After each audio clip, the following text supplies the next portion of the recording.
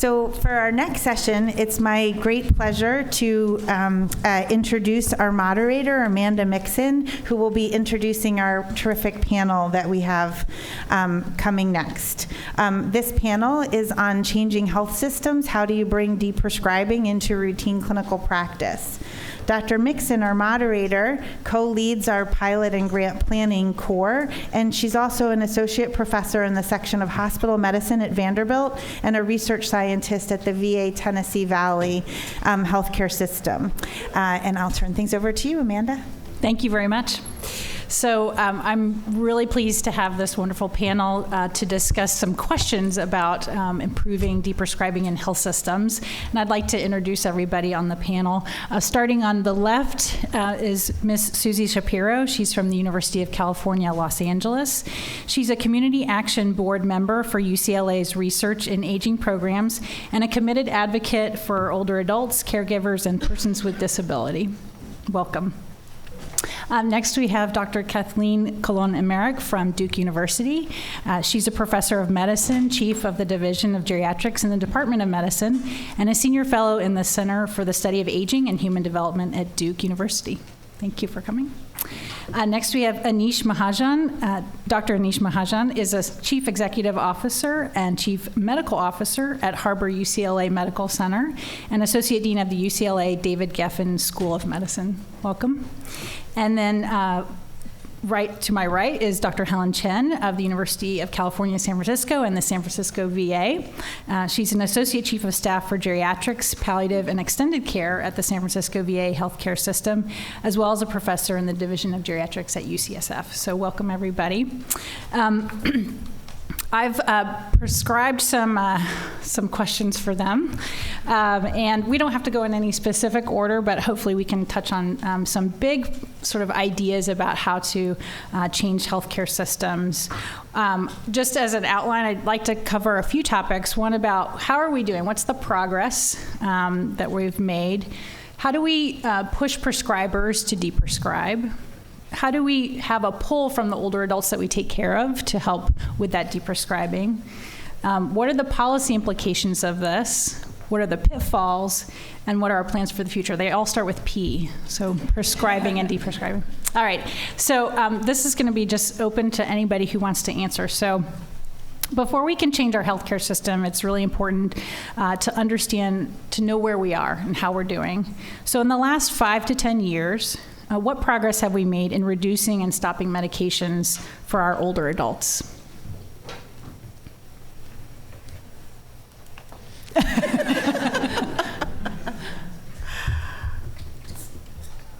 They may be already on. They're already on. I can't speak to globally, but I would say in long-term care and post-acute care, there has been a lot of work, and frankly, a lot of it's been driven by policy and payers and regulation. So particularly the focus on antipsychotic reduction, I think nationally there actually has been a lot of good progress made in that arena. Great.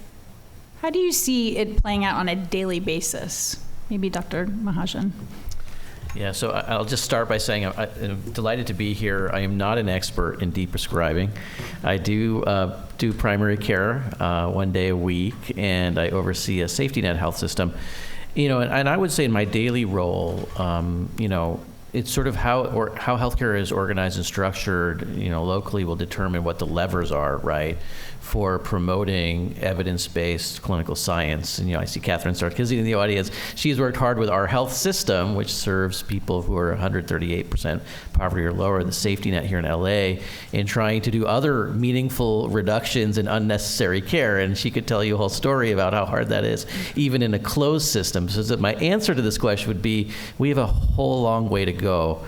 I was talking earlier to Michael Simon about how we have, you know, we have a handful of geriatricians, but we have a much bigger capacity of older patients that could benefit from their knowledge and expertise.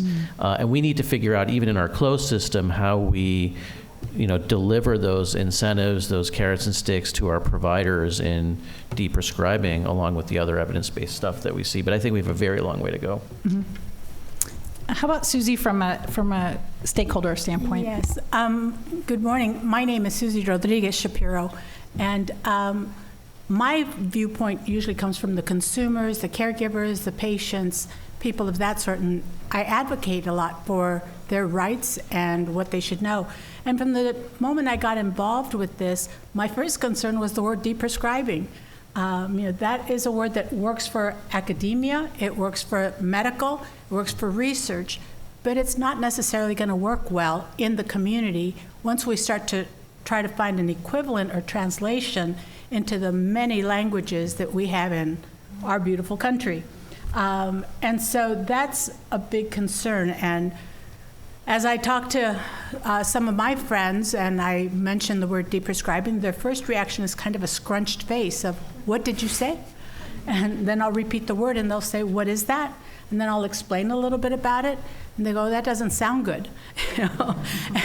And even though we do have patients and family caregivers who would very much like to see the reduction of medications that people take, it's a matter of, but how is that going to impact them? What negative results might that bring forward? So there's a lot of information that still needs to be dealt with out there. So I think that we're looking at it from two parts, and that's the research, the medical viewpoint, the academic viewpoint, but then we also have to look at it from the community perspective, so that when we get involved with those trusted sources like faith-based organizations, community-based organizations that help to bring this forward to the public, it'll be better accepted. So I was thinking, well, okay, don't just complain about the word. What suggestions do you have? So I was just throwing some out, like maybe recalibrate medications, review, reconsider, reevaluate, optimizing, just words that, because when you use the word D, it sounds like you're taking something away from me, which is what we're talking about, but very seldom do people want things taken away from them without further explanation. So I bring to the table that as we prepare to get this more and more common into the community, we really do need to find a better choice of a word that is more readily accepted.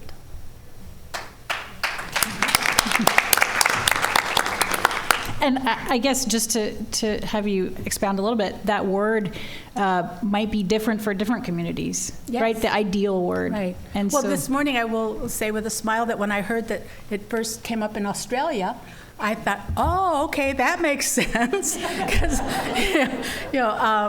but here in this country in particular, and then certainly in our state and in our city, language is just such a concern for everything that we do. Yeah, great point. Great.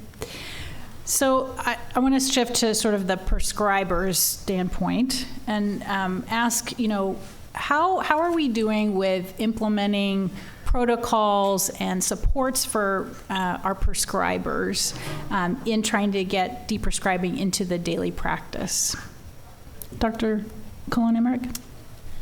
Sure. So just by way of background, I kind of got sucked into the deprescribing world, not as a primary focus of my research, but as I've been trying to implement models of care for other geriatric syndromes and high-risk populations, specifically fracture liaison services and transitions of care. And realized how horrifying the medication regimens of many of these patients were, and that really we needed to add a deprescribing element to those care models for them to be effective. And I've done this on both the VA capitated system side of the street, and with less success on the Duke fee-for-service medicine side of the street. And I think that the approach is different on both sides of the street. From the primary care perspective, which is what your question was, I think what I hear on both sides of the street from our primary care providers is that they are carrying around a backpack full of rocks, and unless we can take a rock out, we cannot put any more rocks into their backpack. We need to take work off their plate in order to ask them to do anything different. So I think the challenge has been, how can we integrate deprescribing into other existing programs that touch patients in a logical way, or to embed it into the primary care practice in a way that it's actually not the primary care provider themselves doing it. And then the flip side would be, how do we prevent deprescribing in the first place, and how can we keep the primary care prescribers or give them better alternatives for prescribing those high-risk medications that we know are less effective in older adults? And I think there's good work going on in that area too. So you touched on this that I'd like for you to expound on, is the interdisciplinary teams that we need to do this work. Can you tell me a little bit? I mean, the VA really has invested in pharmacists and these PAC teams where there's, a small group of people taking care of a panel of patients. How do you see that teams like that might help facilitate deprescribing?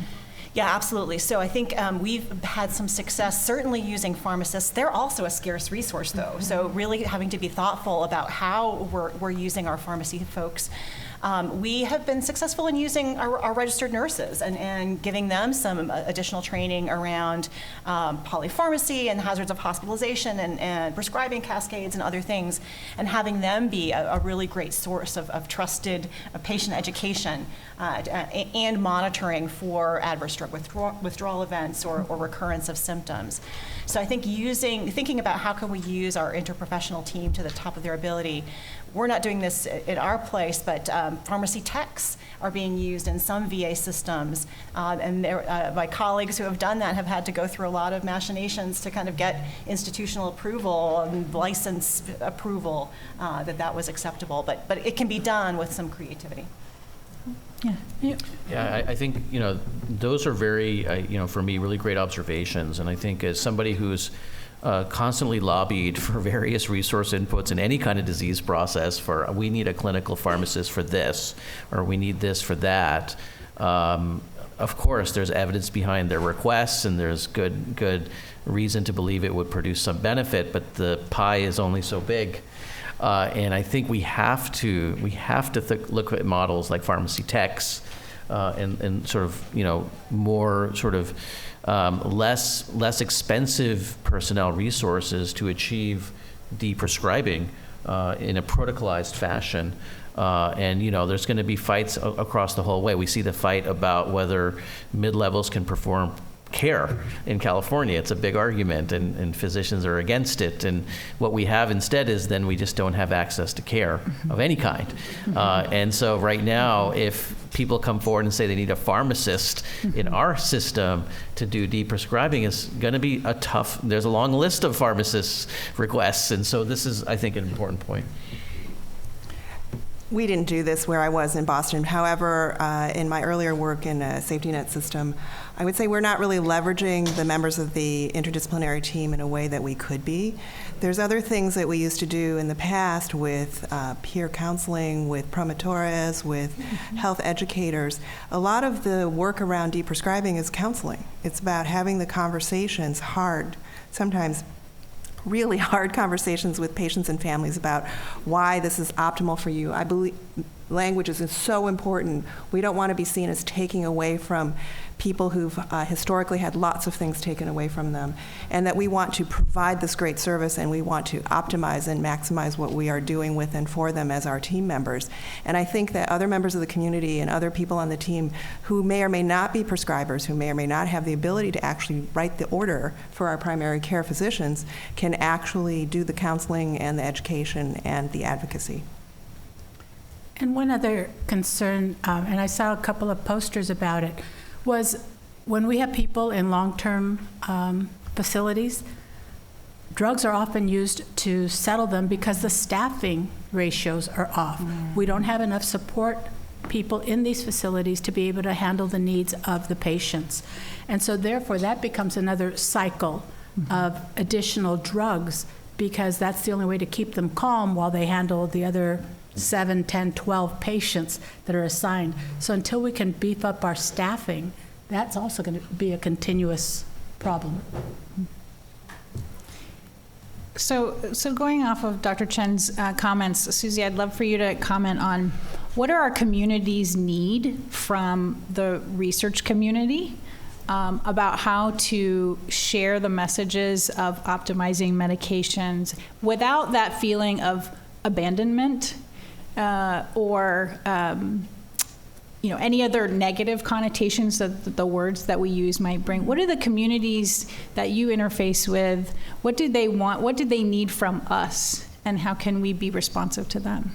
Yes, in the past, the ways that we've gotten information out there for people has been through trusted sources, because especially when you're dealing with folks that have been marginalized for a long time, they need to trust somebody. And as we know, unfortunately, sometimes your face time with your doctor is so limited, and patients don't want to question anything the doctor has said. And we also know that patients that go to complain about an ache or a pain, if they walk out of that appointment without a prescription for something, they're not happy. They feel the doctor didn't hear what I said. Even if it's an over-the-counter, take 2 Tylenol and call me in the morning, that needs to be written on the prescription pad, and then the person walks out happy. So the thing that we've had to use is the trusted sources where there's time, and those trusted sources usually have come through faith-based organizations, through the community-based organizations, through the senior centers, which for a while, because of the pandemic, all shut down. That was where congregate meals were held, and people were informed of what's coming up, what's new, what you should be aware of. So what people need is information.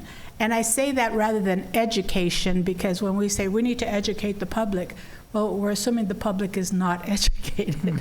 But if we inform them about why things are happening, or what I always call WIFM, what's in it for me? Why should I even care about this? Well, because of all of these other subsequent possibilities that can happen. So they need information about what is happening, why it's happening, and why should I care? And that also goes for family caregivers who also want to know, well, I'd like to see my mom, my dad, grandma lessen the amount of meds that they're on, but how do we do that cautiously so that that doesn't cause the problem? So it's really about information. Information. So I'm going to take that information word and change it just a little bit. What can informatics and technology do to help us in the exam room, in the long-term care facility, in the nursing home, all these places where we're seeing patients or we're interacting with communities? How can informatics and technology help us with this optimizing of medications, and maybe some experiences that you all have had? Well, I'll speak to that also as a patient. Through my doctors, and I realize that I'm very fortunate that I have really good health care insurance, and that's not typical of many people. But we have what's called My Chart, which is a portal. And I can go on My Chart and see what's happening. But the problem is, I'll go to see my test results after I've had blood work, and I see a number, and I think, but is a low number good or a high number good? And then I'll click on a word because I think, I don't even know what that test was for. So I think I'm well-educated, well-informed, I'm a gerontologist, and I can't decipher these things. So on the one hand, the industry thinks that they've done a great job because now the portal is accessible to the patient or the patient's family member. But if you don't understand it, it really doesn't do that much help. And then you have the whole thing of the technology piece. What about people that don't know how to access their portal, who don't know how to do a second verification to prove that it's you who's trying to log in? There's a lot of things that are good, but it's an extra step, and people get very frightened by those kind of things. But other comments about informatics and technology? So one way that informatics has been tremendously useful is allowing us to quickly be able to identify who in our health systems are the high-risk folks who we want to focus on, who may be showing up for falls or screening positive for fall risk at their annual Medicare visit, who are on multiple psychoactive anticholinergic medications, and filtering it in various ways. So, for example, Juliessa Pavon, who's part of this network at our institution, has built this beautiful dashboard that our population health management office has access to, and the nurses use to identify who are the people who are showing up in the ER with multiple fall risk medications, so that the pharmacist and the population health nurses can reach out to them and their primary care providers and start initiating that conversation. So that's been one way. It's been tremendously wonderful. So from the population health, Yeah. we've heard population health as well as sort of the patient level. either of you have some experiences with? I think it's actually a double-edged sword, to be perfectly honest. Everyone in this room who has done any work in primary care knows that you're just inundated all day long with alerts and reminders, and you're supposed to clear something, and there's some initiative at your health system that you're supposed to be focusing on regarding medications or something else. I will say that back in the day we had an initiative where we wanted to reduce fluoroquinolone use and deprescribe fluoroquinolones because for a variety of reasons, not least of which was the incidence of C. diff in our nursing home populations. And the EHR was incredibly helpful for this. You would get a pop-up, a warning, and then you would get a you cannot prescribe this without talking with whomever, the ID pharmacist or the ID consultant. And the rates of prescribing massively went down, as did the rates of C. diff. However, I do think whatever we use to leverage the EHR, and I agree for pop health, it's terrific. The ACO used to send me a report every month regarding high-risk patients that we should be looking at from a pop health perspective, the high-cost pharmacy outliers who have polypharmacy by whatever definition you want to use, and to have our staff really focus on those folks was very helpful. But on the ground for the rank and file prescribers, I do think we need to be very careful. As you say, Kathleen, we have to take a rock out of the bag if we're really going to be asking primary care prescribers or frontline prescribers to be doing this work. Yeah, I'll take a sort of darker view of informatics. Of course, there's tremendous value, and it's much better than paper. And analytically, population health management, absolutely. But as a daily prescriber, our electronic health record vendors have failed Americans. It's extremely hard they have made money hand over fist. Government taxpayers have paid for it during the Stimulus Act, during President Obama's administration. I was there, I know. And what we got for it wasn't what our citizens deserve, and our providers are feeling the brunt of it.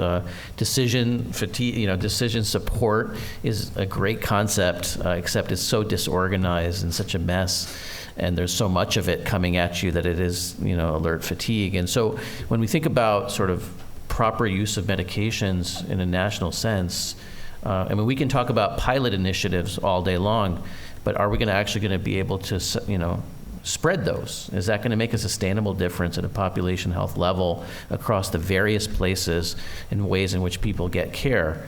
The answer is no right now, and but I do believe that if our vendors of electronic health records could actually come up with a system and a support, like our iPhones, everyone loves them, it's intuitive and it works really well, and you don't need any training. If I'm as a primary care provider, when now the system is so sophisticated, it brings me information of prescribing from outside of our network. So now we've got this data in front of me in a 10-minute encounter of, these are the meds my patient has filled from elsewhere. These are the meds they filled at my pharmacy in my system. But the system doesn't then tell me that, how do I reconcile this? They expect me to reconcile it as a provider while I'm talking to the family member and the patient, and I got 17 other things to do. So, I believe there's a technology solution. I don't know that we've incentivized the providers, the technology purveyors, to actually go after that. Sounds like opportunity to incentivize big business to in this space. And from the patient's perspective also, nowadays everything is so specialized. And I'm finding that the older I get, the more specialized care I have. And so therefore, whenever someone is prescribing something for whether it's a temporary situation or a new diagnosis, I'm the one that says to them, have you looked at the list of other meds that I'm on? And is there any possible interaction or anything like that? And then they'll say, yeah, let me look. And then they pull up, electronically. They go, no, you should be okay. And should be doesn't give me the confidence I want. I still have to get behind a wheel to drive. I still have to walk.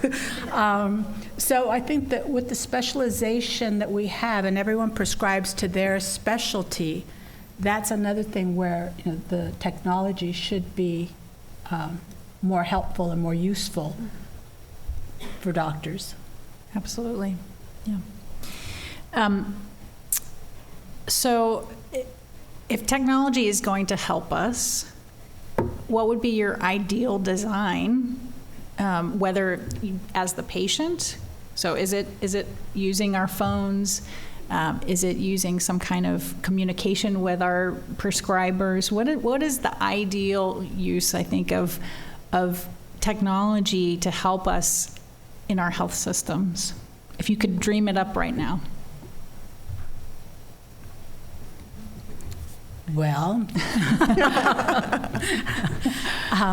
simple language.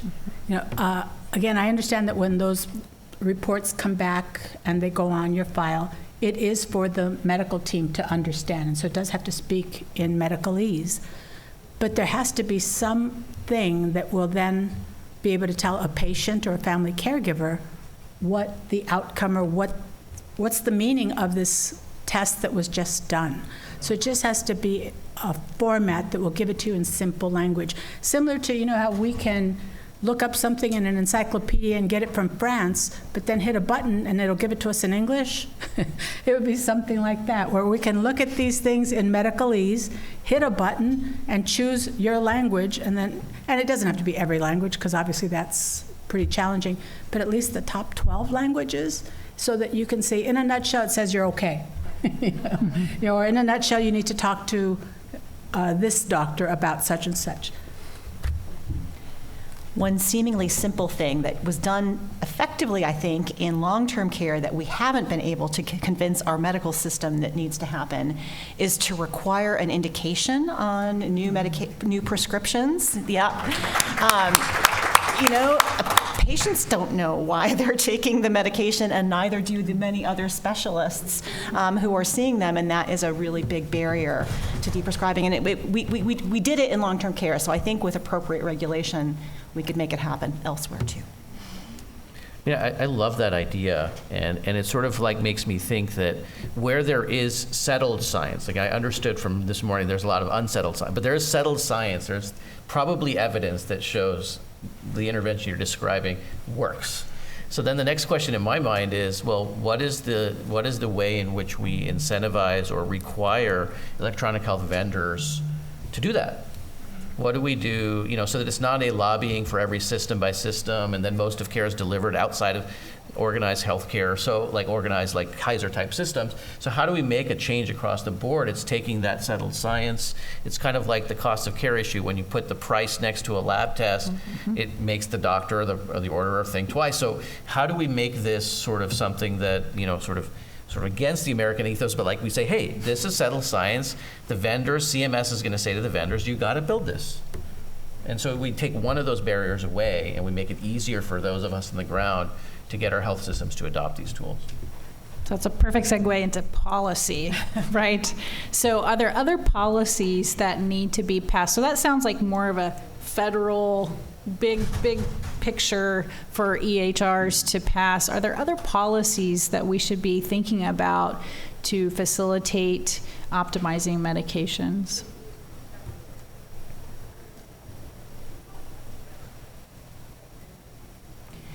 So we'll throw out a cautionary tale as we're talking about policy to frame this a little bit. So many of you who work in skilled nursing facilities know that there's been a big regulatory push to decrease antipsychotic prescriptions, appropriately so, and unintended consequences. We've seen gabapentin prescriptions go through the roof with zero evidence that they really help behavioral symptoms of dementia. And we've also seen a huge increase in the diagnoses of schizophrenia in our nursing home population, right? So we see unintended consequences to policies, so we have to think about those very carefully as we do that. And I'm not a policy expert, so I'll turn to other folks. But I will actually say I totally agree with you that there were huge unintended consequences to the CMS policy changes that came in 2015, 16, and 17 regarding antipsychotic prescribing. And in addition to the gabapentinoids, there's also been, I think, anecdotally speaking, a huge increase in the use of off-label use of seizure medications for behavioral management, which I am very concerned about. I will say this, though, as geriatricians, I've been doing this a long time, we knew for a long time we shouldn't be prescribing these things. And we taught our students and our fellows that they shouldn't be prescribing these things. But it really took the policy push, and actually in the state of Massachusetts there was money attached to this, which actually brought our leadership into alignment regarding the importance of focusing on this issue. It really took the policy plus the financial incentive to actually get us to move the needle in any kind of meaningful way. I'll be perfectly honest. I mean, on an individual level, there were certainly physicians who were very, very engaged in reducing antipsychotic use or trying to reduce antipsychotic use on their specific units, but it really wasn't until there was the alignment and the policy that really forced us to do this and allowed us to put the systems into place to collect the data to actually help with the implementation science around making the changes. Yeah, I'll add that, you may have read in the, you may have read about how Medicare Advantage as a program that that we have for most older adults, the outcomes of those programs are being called in question, right? The amount of money that Medicare Advantage health plans are making, and are our citizens getting what they should? And so, I think one argument might also be that, should deprescribing be an even greater requirement of MA plans to work with their networks to not only educate but incentivize their primary care networks and their other providers to do the right thing on where there is settled science in deprescribing. I don't know the literature. I don't know how much they do. Sometimes I get letters from the plans for some of my patients telling me my patient shouldn't be on simvastatin, 40 or 60 milligrams anymore. They have some claim of my patient being on that. That's useful, but that's just sort of a piece of information. But should there be a much greater program and an emphasis and a requirement of MA plans to do right by our seniors on deprescribing? When you talk about the Medicare Advantage plans, that's something that, again, a lot of older adults and their family members don't understand what the difference is between that and Medicare. And again, through many conversations where it has to be clarified as to the pros and cons of Medicare Original versus the pros and cons of Medicare Advantage plans, and then under that you have all the individual Medicare Advantage plans. It's information that needs to be disseminated to the general public. And most people don't care about this until it falls in their lap. Until all of a sudden, you get a call that mom fell and broke her hip and now they need this or that. And you're looking for, well, how am I going to do this?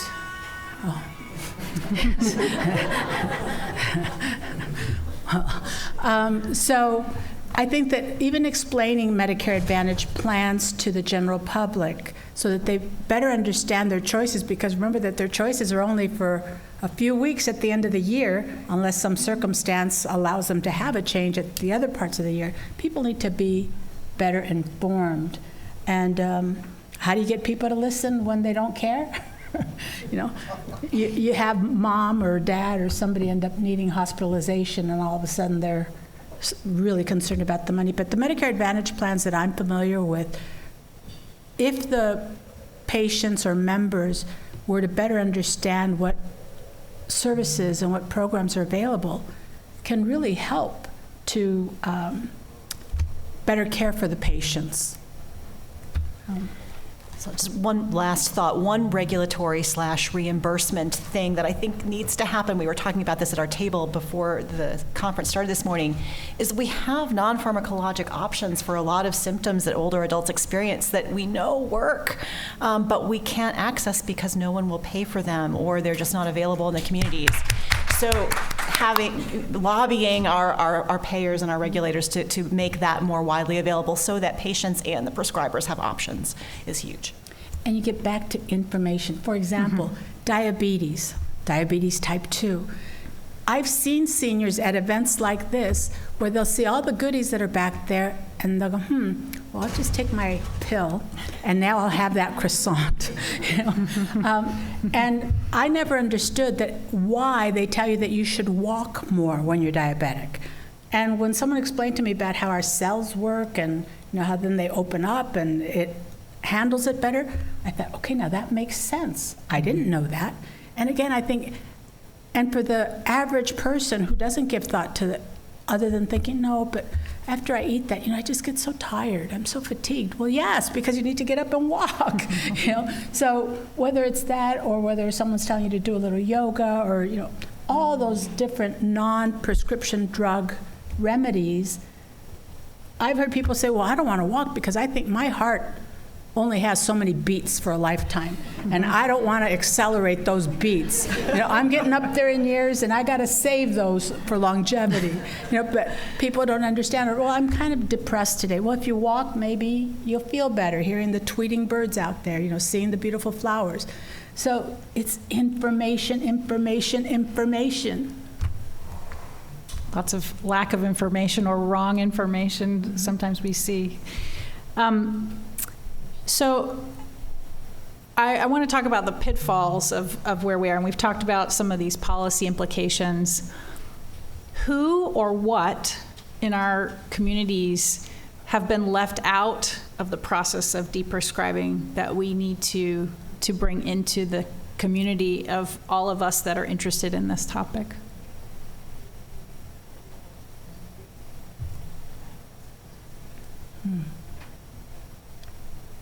All right, I've got two examples from work that Sarah, Barry, and others and I have worked on. So one, in nursing facilities, a lot of the antipsychotic and other psychoactive medication prescribing is driven by the frontline nursing staff calling the prescriber with behaviors. So empowering them to understand options for non-pharmacologic management, and also the negative impacts of medication and using them as our allies, I think, is one area that we haven't done as good enough of a job as we could have. And I lost my train of thought on the second group I was going to think about, so I'll wait. Who have we left out, or what have we left out? Well, I think we're coming back from the dormancy of the pandemic, where everybody was just shut back into their homes and information just wasn't readily available. So I think that as we're coming back and as those senior centers are opening and as the people are returning back to their church groups and their social networks and stuff, that has always been a really good source of providing information on all the various topics. But that stopped with the pandemic, and I haven't seen that really kick back into gear again. And I think that that's what we're going to need. And the baby boomers are here. Here I am. So we need to get a lot of information out to the general public. And there are a lot of people who don't go to any of those things. They're just at home doing their own little gardening. And I'll tell you, personal experience, my mother, I used to work for the Department of Aging. So we worked a lot with, activities for seniors, and I would try to engage my mother to go and participate in some. She'd say, no, I don't want to. First of all, I don't speak English. And I go, well, Mom, there's a lot that speak other languages. No, I don't want to go meet people. And so I said, Mom, what if people find out that here I am promoting all this stuff and that my own mother won't go to them? And she just said, don't tell them. But there's a lot of people who feel they're just fine at home. They're just going to putz around in their garden or with their grandkids or with their dog or what have you. And so how do we get information to them? That's where sometimes you use the promotora programs, which everyone familiar with promotoras? That's community health workers who can get the word out. And then once the word gets out to one or two neighbors, those neighbors start sharing. But it is a challenge, and I would love to see more senior-focused organizations open their doors broader and welcoming people back. Other thoughts about who we've left out?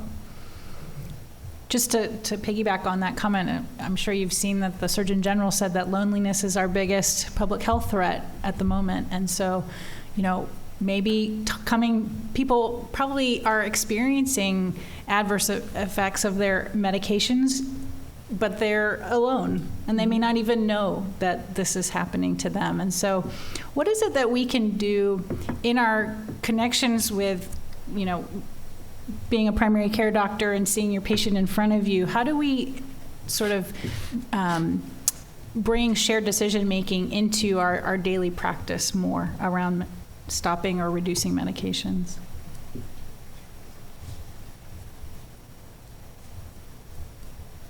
It's not easy. Any tips that you do in your daily practice? Well, I have found the most success, not surprisingly, with the patients I've known the longest. I know their children or their partner, and so, it's always better when I have more than one person, the patient, there together to not only make decisions, but to sort of make sure the care is going right. We're talking about deprescribing here. I'm not convinced half my patients are taking meds as prescribed, the ones they're supposed to take in the right way. Right. And that's where the triangulation, and of course that's not possible for so many people. I mean, that's why there's a loneliness epidemic. And so, I don't have any answers, but that's what's worked for me. So trust, the relationships over time. We've seen that, I think, in a lot of the research that's been done already, how the importance of that. And that's that whole trusted source, because these families have known you for a while, they trust what you're saying to them. And I know that the time is always pushed, the FaceTime, but I don't mean FaceTime social network, I mean in the exam room.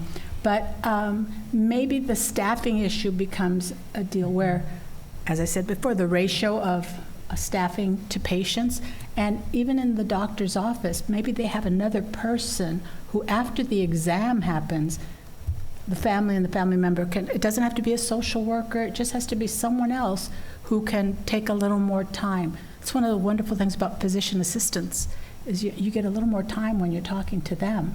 But it doesn't have to be that caliber of a person, it just has to be somebody who can talk to them and really hear their questions. And many times, again, cultural things have to take place too, because people have to understand each other's culture to understand what it means that, well, when I was talking to God, and it's like, talking to God, you say? Oh, psychotic problems, you think? But people believe they do. So it's all a cultural, our country is lovely, but so complex. Go ahead. I think that's terrific. And I also think that depending on the venue, so sometimes in the day-to-day work, especially in long-term care settings, especially in palliative medicine and long-term care settings, it's really about reframing. So if we can reframe this as a quality of life issue, how is your quality of life on these 47 drugs? I freely confess that I discharged someone on 47 drugs, and I was very upset about it. There are a lot of reasons for it, but in terms of if you can help a resident, patient, family member understand that perhaps this constellation of things is not contributing to their quality of life, that opens the door to a conversation about how would it be if we looked at this particular medication and stopped it or tapered it, or this group of medications and stopped it or tapered it. It's a hard conversation to have with some people, and especially if they've received a lot of specialty care in the past where they were told that some cardiac medication, that they would need to take it for the rest of their life until the day they died. And it is hard to change people's minds about that. But I find it's really focusing on the alignment, the partnership with the person. I'm here as your physician to help you maximize your quality of life.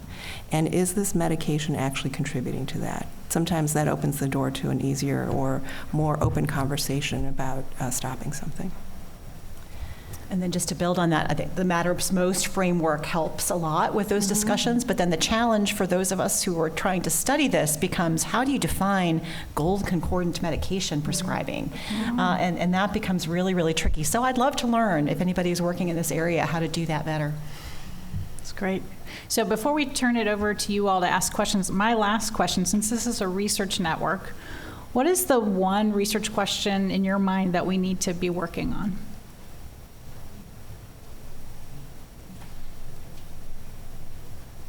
There's so many, but if you had to pick one.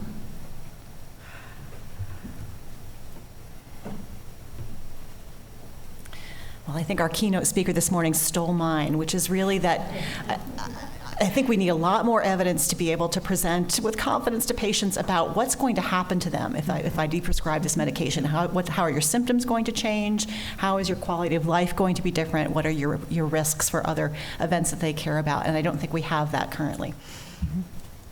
Great.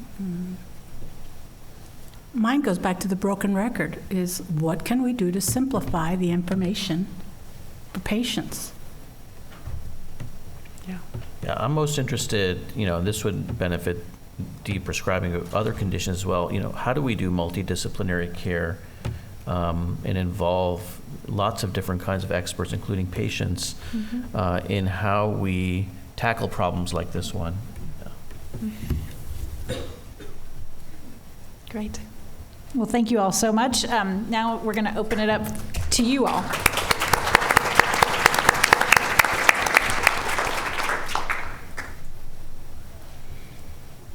Thank you all. I was jumping out of my seat over here. I just love this so much. So I'm Gina Upchurch with the program in Durham, North Carolina, independent nonprofit called Senior Pharmacists, and we help people pay for medicines. We're secondary to Part D. We help them manage their medications, a lot of deprescribing. We do tailored community referral to get them resources in their home, and then we're the Medicare insurance counseling site, so we do SHIP counseling. We worked with Dr. Clone Emmerich, as well as Delon Canterbury back here on a project that was just published in JAGS in February, looking at medication reconciliation. And we came up with 4 things, because it's a mess in the community. It wasn't around transitions, it wasn't around while you're in the hospital, it's in the community, seeing multiple providers and so on. Number 1, put the indication on the prescription. Number 2, make it easier to use the electronic health record, because providers were going all over to fix medicines and it wasn't clear in EPIC, which is the Duke electronic health record. Number 3, helping older adults own their medication list themselves. How do you educate them in user-friendly language and stuff to understand their medications, have a med record they can ask questions about. And then lastly, and this is around racial equity, having some of the medical assistants own some of this. And when you were asking who's not involved, so we were saying medical assistants knowing when to tap the pharmacist or then the provider, because at Duke they stopped nurses being able to do a lot with the electronic health record. So medical assistants often, with African American participants in particular, they feel like they belong, and the medical assistants are often African American, where you don't have the providers looking like them. So we thought it was really important. So in order to get this done, though, we have to have a care redesign. Go through this whole process, but they say, well, MedRec doesn't save money necessarily. How can you prove that MedRec saves money to the system? So it was super frustrating. So my question is, how much, this is, you're all from the U.S., the people from other countries, our direct-to-consumer advertising, I'm not blaming it on everything, but a pill for every ill, everybody thinks they need it, and you're taking away. And I think decreasing medication overload is the term we kind of use to talk about. And we're located in a senior center, and we have ongoing relationships with people to get at some of your points. But how much do you think direct-to-consumer advertising in the U.S. has influence over our struggles with this, even to find payment to invest in the policies to deprescribe? And I do believe motivational interviewing and training us to use motivational interviewing is really critical to get this work done. But just thank you all for that, and just direct-to-consumer advertising influence. Thanks. Well, I'll jump in real quick, because as you've noticed, I'm not too shy. But if you look at, for example, right now I've noticed on TV that they're advertising it's a type 2 diabetes EpiPen for weight loss. Yeah. And it's like, that's the attention that people are paying. Weight loss? What? Well, I don't have diabetes too, but that's for weight loss? And so, of course, then patients go in and start asking the doctor about, well, would this hurt me even though I don't have diabetes to start using this? Would you prescribe this for me? So a lot of that information that we get off of those very cool commercials that tag on to things that are so high on people's lists in this country about weight loss, that's detrimental. Yeah. I think the genie is out of the bottle. We're not going to be able to stop people from advertising direct to consumers, but maybe we can tax them. In other words, you want to advertise directly to consumers, you have to put money in a fund to do this medication education for consumers and actually support deprescribing and deprescribing research. Amen. I just want to say, thanks for sharing your model. It's a multi-level model is what I heard, and it attacks the problem from multiple perspectives. And if that can be considered, quote, cost-effective and something that we, the taxpayers, feel is important and produces valuable outcomes for not a lot of money, that's what we need to lobby for then. So we have an NIH grant, and we're working with 3 communities to replicate the program. It's an awesome program. Hey everyone, my name is DeLon Canterbury. I am the founder of Geriatrics. We are a de-prescribing concierge company. I'm also a de-prescribing pharmacist. And so love what you guys touched on. It's really multifaceted, hitting the policy standpoint, the caregiver standpoint. My point really today stems from a trial that came out during COVID, right? We talked about sourcing being an issue of polypharmacy. There was this interesting off-label de-prescribing study that came out of nowhere because of this shortage of care teams. And so they were able to say, as policy, let's only dispense whatever is vital and important. And they were able to show almost a 74% acceptance rate of keeping those meds de-prescribed and off. And it was announced at last year's International Conference on De-Prescribing. You can tell I love this stuff. My point is, what is keeping us from rolling out something like that again? I mean, it was from a shortage standpoint, but what can we do to have these inadvertent de-prescribing studies? I mean, ethical questions, of course, aside, what can we do to kind of replicate that and keep that moving forward? I just think that's an interesting way to get about doing that and saving some lives. I have something unrelated to medications. I just say that, we had an international shortage of IV contrast for CAT scans, I think a year ago now, 6 to 8 months, a year ago. Same thing, we had dramatic reductions across the world in the amount of CAT scans we did, and there wasn't a lot of additional harm identified yet by the researchers. It's a fascinating question. I don't have an answer for it. I wonder if anybody in the audience does, but an observation that others have made already, that Americans in general don't like it when we tell them that there's a shortage and they can't have something that they think that they need. So it's a fascinating natural experiment, but I don't have a good idea on how to replicate it. I don't know how we would sort of overcome that culture of more is more and more is better. And I try to tell patients all the time, more is not better. Sometimes it's just more. Right. And unfortunately, there's so many people who think, well, if one drug is good, then 2 drugs is better. And it's really a cultural issue in this country. And as a follow-up, we do have NCQA now tracking HEDIS measures around de-prescribing, which is awesome, around benzos and insulin-related hypoglycemic events. But what I was fascinated with was this model of using more CHWs, pharmacy technicians, medical assistants. How can we upskill those kind of secondary players that played a role during COVID, but also become these de-prescribing advocates? I think that's the future this needs to take, and that's what our company also provides, is to coach social workers, other nurses, pharmacists as well in this field.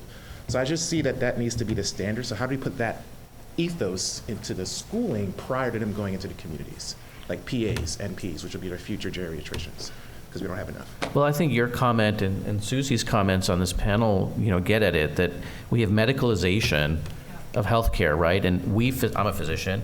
We want to put someone on drugs. We want to feel like we did something for somebody, right? We've got drug companies that are lobbying, in DC and everywhere, and so it's going to take other people and other experts to help us change the culture. I mean, quality of life is what we're supposed to be doing, not treating illness for a small statistical advantage to somebody's health.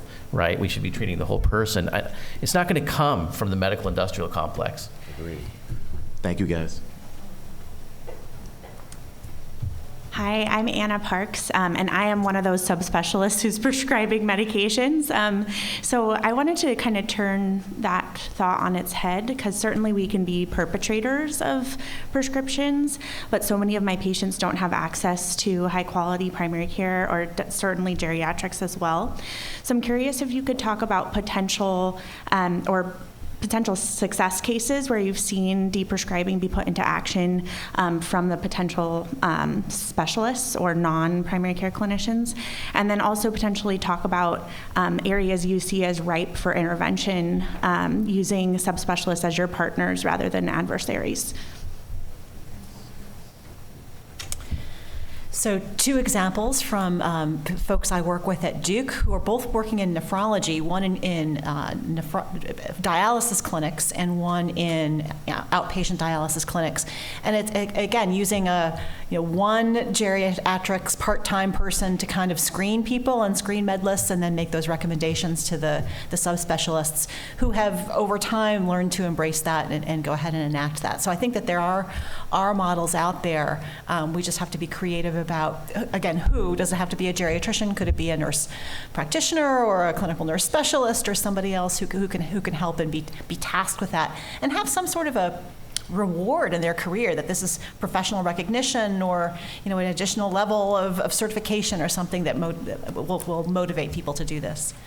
I'll give an example from our system. We're a 4-hospital, 25 health center. We treat about 450,000 sort of capitated lives in Medicaid here in LA County. And so what we've tried to do over 10 years now is create these primary specialty care work groups, we call them, by specialty. So the work group has to have some primary care people in them, and then a bunch of urologists, for example, for the urology primary care specialty work group. And they understand we work in a safety net health system, we're on a global budget, and there's only so much money to treat the population for everything we have. And we ask them to sort of come up with, quote, expected practices where you do need that you do need that special drug for that special urological condition, but we don't want to sort of just have everyone get it. We want to have expected practice and clinical protocols, and so as you can imagine, we've got so many of these, and there's sort of a bell-shaped curve to the adoption. But where it's been adopted and where it works when the primary care providers are working with the specialists from our system, we've seen lots of success in clinical algorithms, including sort of making sure the medications are used appropriately. But it's a closed system. I think engaging professional societies of our specialists is important too. I was having a conversation earlier about, convincing specialists that maybe we should be stopping or reducing medications that they are the primary prescribers of, and having their professional societies come out and advocate for that as well, I think is important. And probably one more question. Hi, Stephen Sapoyo, primary care doctor, geriatrician from Seattle. I'm an action-oriented person. Is USDEN in the business of making policy statements ever? I'm going to defer that to Mike and Cynthia. Just a thought. Not yet. I think you just volunteered to start a committee.